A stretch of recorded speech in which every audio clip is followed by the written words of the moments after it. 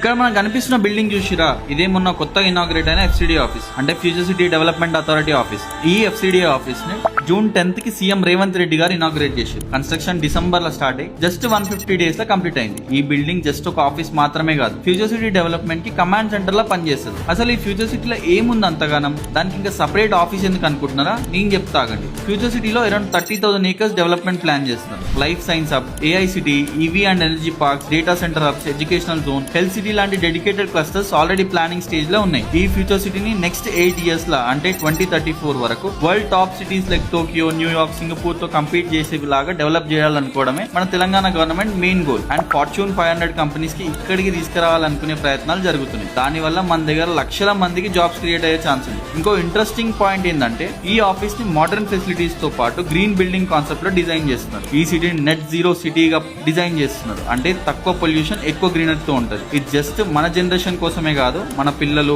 వాళ్ళ future generation కి కూడా better life style and opportunities ఇచ్చే విధంగా ప్లాన్ చేసిన సిటీ. దీనికోసం సపరేట్ గా ORR నుండి డైరెక్ట్ ఫ్యూచర్ సిటీకి కనెక్ట్ చేసే విధంగా గ్రీన్ ఫీల్డ్ రోడ్ కూడా కన్స్ట్రక్ట్ చేస్తున్నారు. అండ్ ఈ రోడ్ వర్క్ చాలా స్పీడ్ గా అవుతున్నాయి. సింపుల్ గా చెప్పాలంటే, ఇది అనుకున్నట్టు అయితే మాత్రం హైదరాబాద్ ఫ్యూచర్ ని మార్చే ప్రాజెక్ట్ అని చెప్పొచ్చు. ఇది ఎంత వరకు సక్సెస్ అవుతుంది చూడాలి. మరి అయినా కాకుండా ఇక్కడ గవర్నమెంట్ కి చాలా ల్యాండ్ బ్యాంక్ ఉంది, కాబట్టి డెవలప్మెంట్ ఎప్పటికైనా